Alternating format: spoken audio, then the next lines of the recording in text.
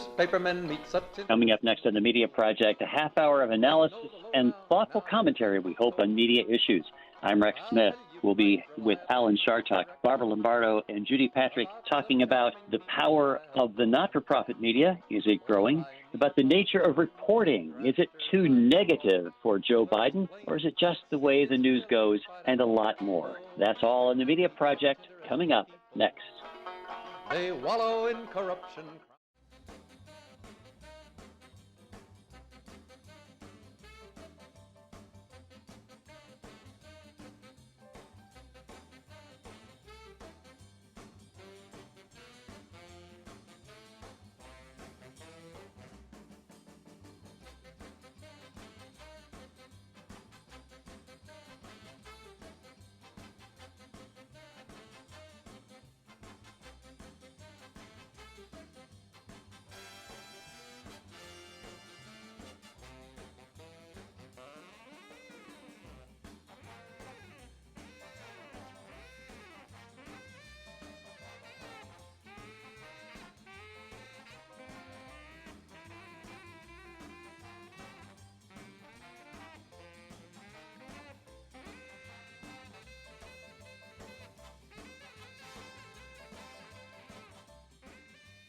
Oh, newspapermen meet such interesting people.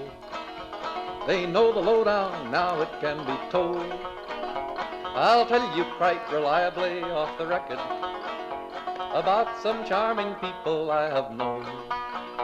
For I meet politicians and grafters by the score, killers plain and fancy, it's really quite a bore. Oh, newspapermen meet such interesting people. They wallow in corruption, crime, and gore. Ting-a-ling-ling, city desk, full of press, extra, extra, read all about it. It's a mess, meets the test. Oh, newspapermen meet such interesting people. It's wonderful to represent the press. Now you remember Mrs. Sadie Smuggery. She wanted money to buy... This is the Media Project, a half hour of commentary and analysis on news events of the past week, how the news media is handling them, and we welcome you to some analysis with a team of veteran folks overseeing news organizations. I'm Rex Smith, here with Judy Patrick, Barbara Lombardo, and the irrepressible Alan Chartock.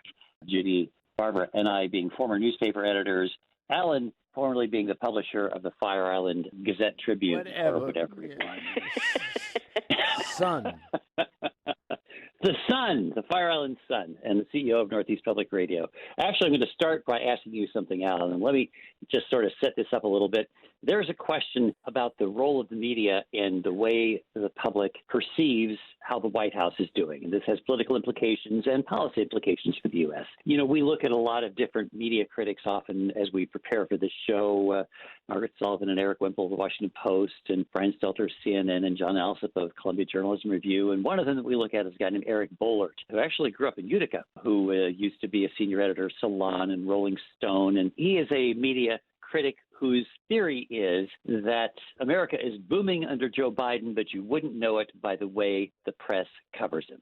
What do you think about that theory, Alan? Do you think there is a negative slant on the coverage of Joe Biden that is affecting his standing? Well, it's interesting. No, I think Joe Biden is finding his sea legs now, and he's getting more popular, in my opinion, and this is just a sense of things, than he was before when he was more namby-pamby and wasn't really being firm on things like, for example, the Russians and what they're doing. So I think he's finding his sea legs. I think he's getting better. I think the press is a negative group of people, particularly the people who are on this show with me. And... You know, you're judged as a journalist by whether you score on somebody, whether you have the negative chops. Now, I think that, in fact, the press was very tough on the former president, Trump, and that they have been less tough on Biden. I think Biden's negative ratings in the beginning were due to Biden. And, you know, I think the press is voracious in trying to bring people down. That's their job, they think, but that's what it is. All right. Barbara, what do you think about Alan's analysis there? I beg to differ. I don't know any news organization's mission statement saying that their job is to bring somebody down or that there's glee in doing so. The problem is, I think, that there's oversimplification and that people jump on the bandwagon and don't tell the full story in the media, and that people are re-reporting the same numbers over and over without the depth. And we've talked about this before when a president is given the credit and given the blame for the good things and the bad things, even if it's something that they really don't control. So when it's happening now with things are good, they should be getting some more credit. And it's disturbing to me that that's not clear. Every time I go to the store, I'm noticing that prices are up. I've been inundated by the media where I'm thinking, oh, that darn Biden, I'm saying to myself semi-kiddingly, because I know that it's really not just Biden's fault. So I think this is really disturbing because it generates a feeling in the country and an attitude that becomes hard to beat. It's irresponsible of the media. I don't know if they're really trying to bring somebody down, but I think that they are being irresponsible, and it worries me. I don't think they're harder on Biden than they were on Trump, but I think that Trump was better at sloughing it off. Judy, you think any differently about what Eric Boehlert calls the media drumbeat of negativity? It wasn't that long ago that former President Trump, when he was president, when the gasoline prices were really low, he was taking credit for it. When the stock market went into the stratosphere, he was taking credit for it. And the press did a pretty good job of being at his heels, saying that's not within your purview, you have little control over that. They're trying to do that a little bit with Biden, but you can't ignore the fact that the political arena is very dependent on the economy and how it goes. It doesn't matter whether or not the president has any control over it. There's certain things he does have control over, and that you need to draw attention to it. I think they're trying to be fair, but covering the economy and detailing the political consequences is important. The polling shows, as much as I hate polls, the polling shows that Americans are concerned about the economy, and they do look at the federal administration for help in dealing with it. Well, that makes it even more important for the media to be correctly reporting so that people know what they ought to think. And one of the things pointed out in the article Rex was referring to was last week when the Commerce Department announced that the economy grew at the fastest rate in 40 years, none of the network newscasts treated that announcement as a big deal. So that I think is kind of what Alan was getting at. I think the phrasing, Alan, when you said their goal is to take people down, I think it's the nature of news to report things that are deviations. There is almost a bad news bias. And so prices rising is very visible, and that tends to be the focus rather than growth. The GDP growing at an explosive rate. Yeah, it's almost like we don't know, we in the media don't know how to report that correctly. Oh, no, it's good news. I guess we should ignore that. What do you do about that? And I've often pointed out to people who complain to me about this as a newspaper editor, I would say, well, yes, it's true that 100 planes land and take off safely from Albany International Airport every day. We don't write about them, but we do write about the one that belly flops. That's true. Isn't that just sort of the nature of news? I don't know that it's to take people down intentionally. You think that's fair, Alan? No, I think it is what we have always called on this show the Weltanschauung of the press. In other words, the worldview of the press is what you just said. And I was almost going to say what you said, Rex, because, you know, I've learned that from you about the one plane belly flop. But yes, that's what makes news as opposed to, oh, I saw a man walking down the street with a nice dog the other day. If the dog bit somebody, that was different. Well, take inflation, for example. There's no denying that inflation has dramatically increased, and the pervasive view is that that's a bad thing. But there are positive consequences for rising prices. You know, maybe my checking account will start to yield more interest. Maybe 1% interest rate to borrow money is an unreasonably low figure. It's not anything that the press tends to cover. They just tend to cover the idea that rising inflation is bad. I remember during the Obama administration, I was moderating a program on public television where I made the point of saying, wow, we've had 4 straight months of 200,000 plus job growth. And that was really great news. At the end of last year, when in November there were only 210,000 jobs created, NPR reported that as a bust. You know, so it depends on the expectation. And we have to be very careful as journalists when we report about expectations as opposed to what is real. You know, is 200,000 plus jobs being created in a month really great, as we used to think, or is it not so good? You know, we've got unemployment down at 4%. That's pretty great and falling. There's no denying that this is a difficult situation for editors in broadcast and print to deal with, and knowing when to emphasize something and when it just, you're right, is it beating expectations, when is it news and when is it not news, and trying to be careful to not appear to bend over backwards to give somebody more favorable or less favorable coverage sometimes backfires. Yeah.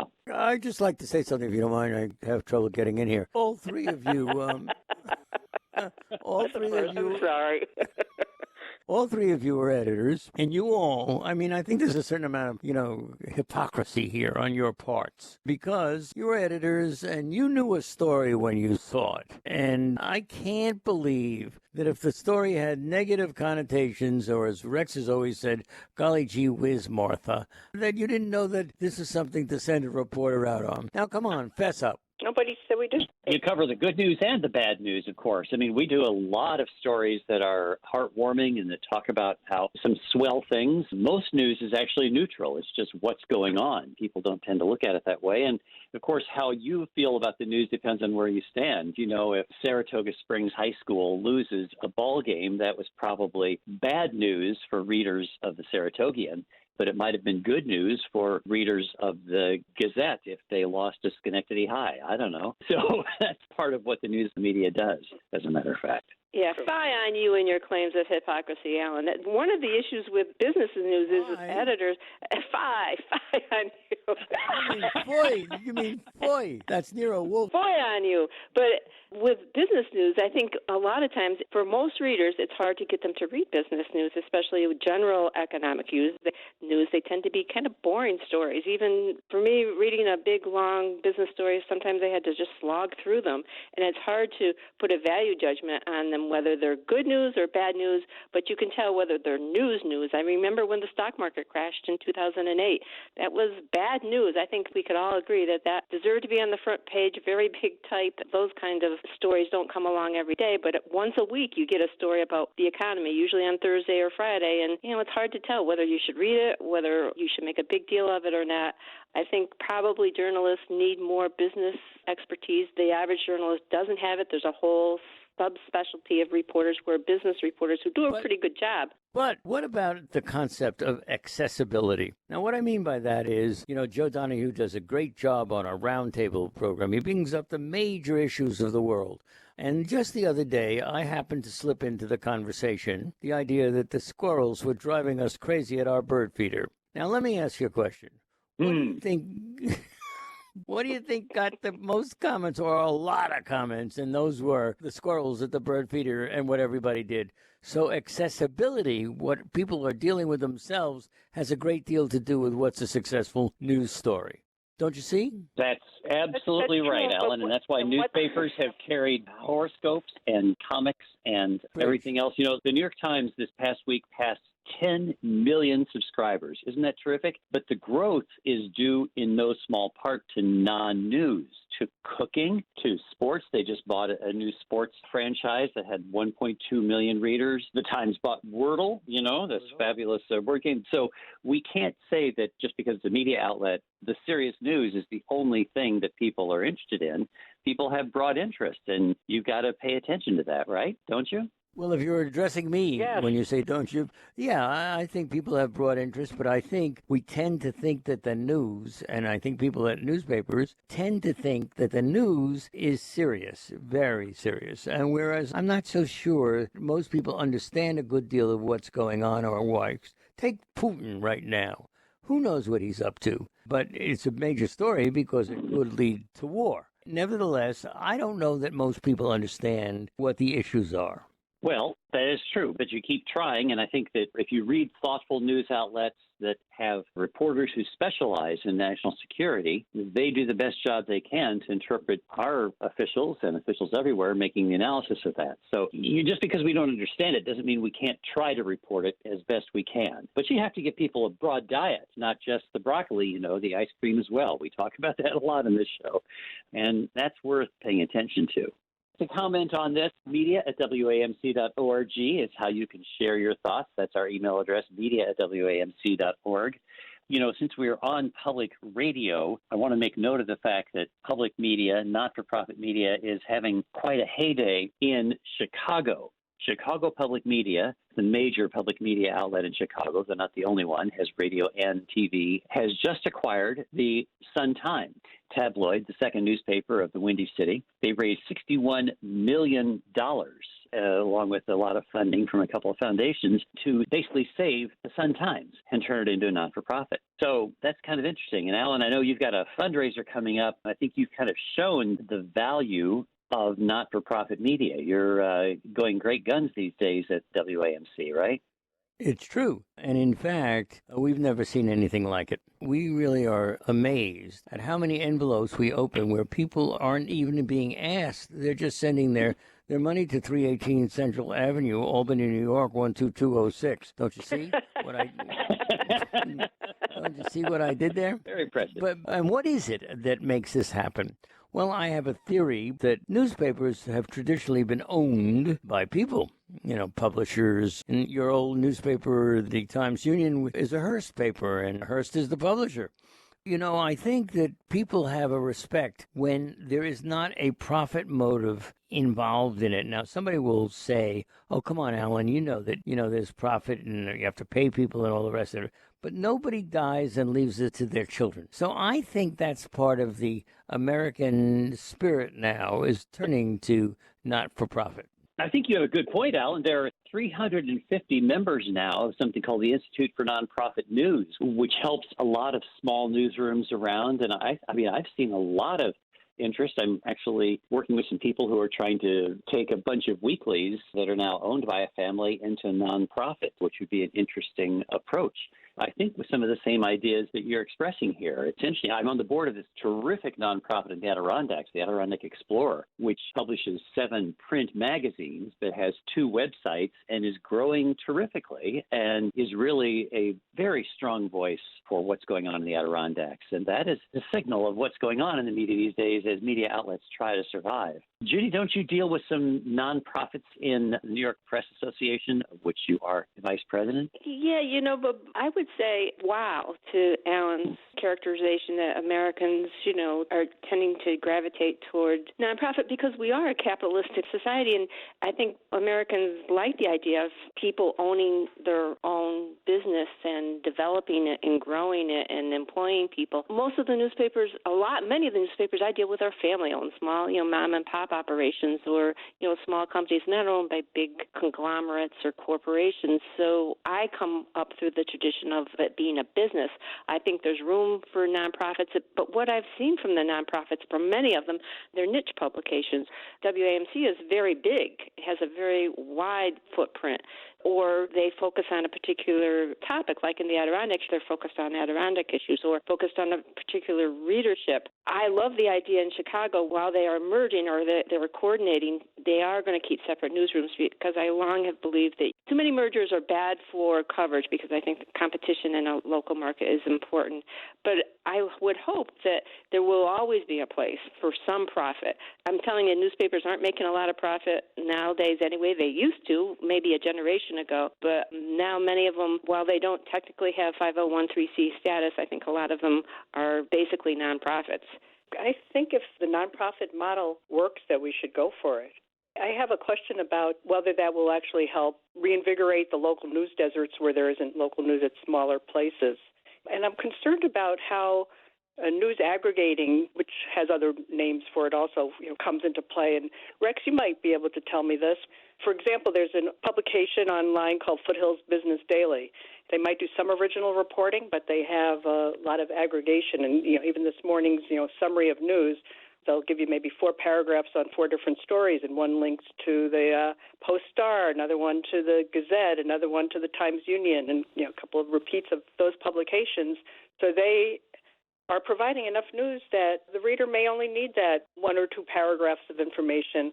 Does that sort of aggregation help or hurt the local newspapers that are actually investing their money in gathering and reporting that news? Well, that's a really great question, and that is at the heart of this effort in Congress that is sort of transcending left and right to remove the antitrust exemption for newspapers so that they might be able to bargain with the big aggregators, with Google and Facebook and others, to say, you've got to pay us more for this content you're using.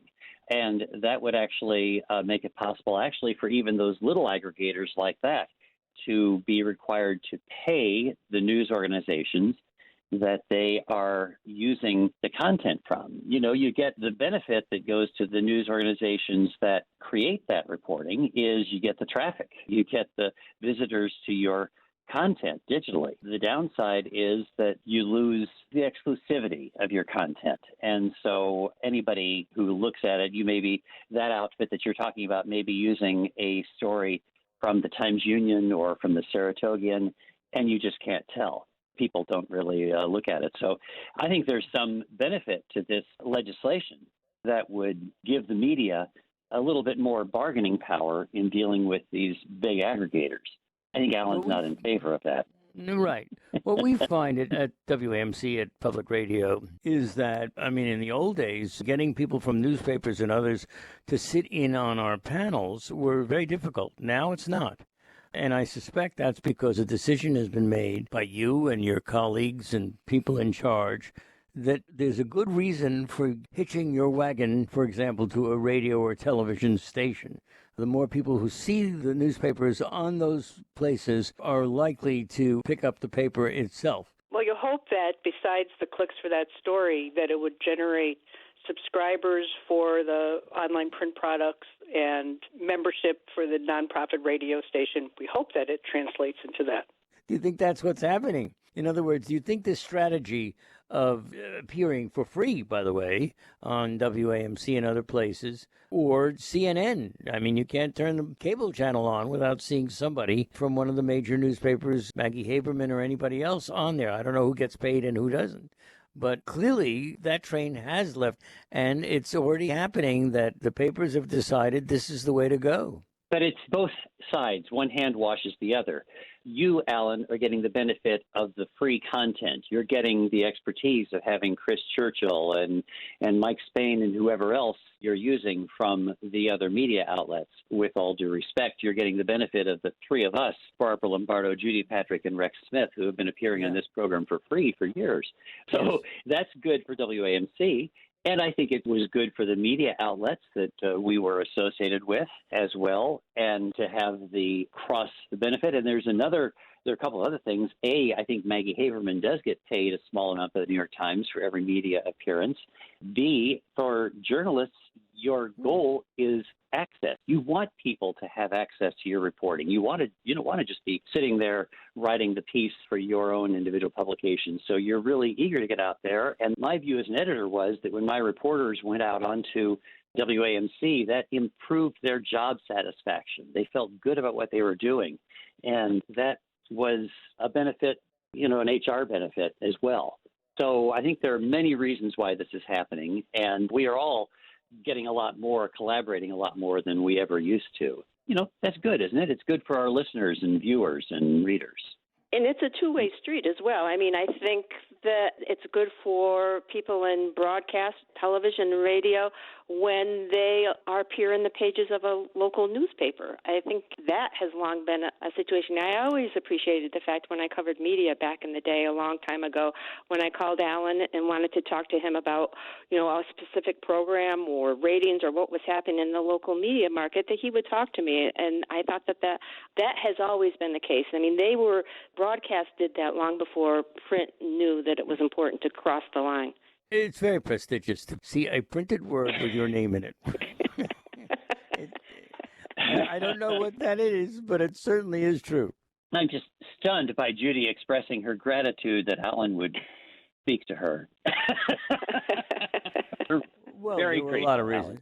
Alan. Absolutely. No, it's a good thing. It does also just extend the impact of a story.